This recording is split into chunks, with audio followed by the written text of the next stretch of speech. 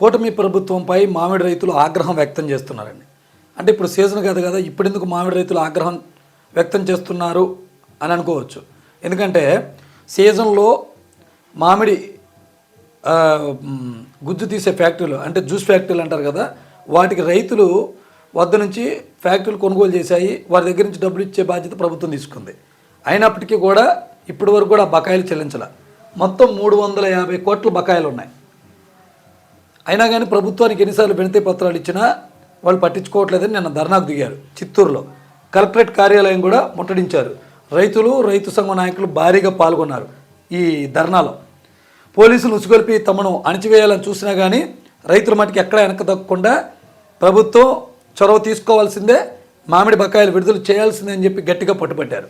ఇక వివరాల్లో ఒకసారి మనం చూస్తే 350 కోట్ల బకాయిలు ఎప్పుడు ఇస్తారని చెప్పేసి ప్రభుత్వాన్ని అడుగుతున్నారు. చంద్రబాబు ప్రభుత్వంపై మండిపడిన చిత్తూరు మామిడి రైతులు పోలీసులు ఉసుగొల్పి తమను అణిచివేస్తుందని ప్రభుత్వం వాళ్ళు ఆగ్రహం వ్యక్తం చేస్తున్నారన్నమాట. ఆశించిన స్థాయిలో పంట చేతికొస్తే గిట్టుబాటు ధర లేకుండా చేశారు.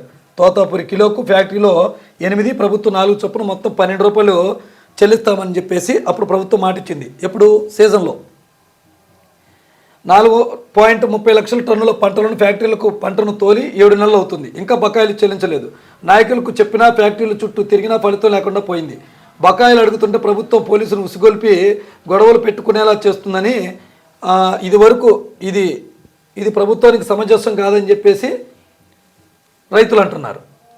అలాగే చంద్రబాబు గారి ప్రభుత్వం ఫ్యాక్టరీలకు కొమ్ముగాస్తుందని చెప్పేసి రైతులు ఆరోపిస్తున్నారు. చిత్తూరు జిల్లాలోని 40 మామిడి ఫ్యాక్టరీలకు కొమ్ము కాస్తూ 40,000 మందిని చంద్రబాబు ప్రభుత్వం రోడ్డును పడేసిందని రైతులు నిప్పులు చెలిగారు.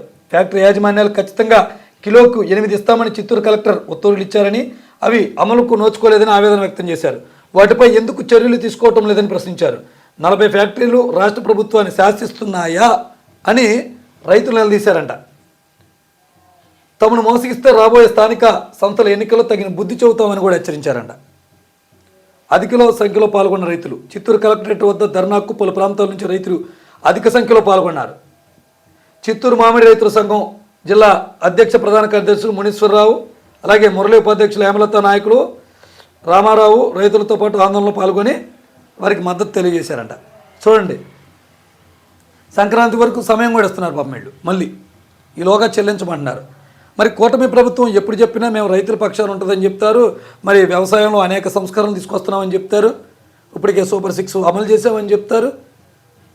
రైతులను మేమే బాగు చేసేదని చెప్తారు. ఎన్నోసార్లు సమీక్ష సమావేశాలు నిర్వహించారు.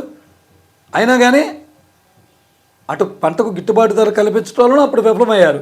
సరే ఎలాగోలా సావని అని చెప్పేసి రైతులు తక్కువ రేటుకి అమ్మినా మరి ఆ బకాయిలు కూడా చెల్లించకపోతే రైతులు ఏం చేస్తారు?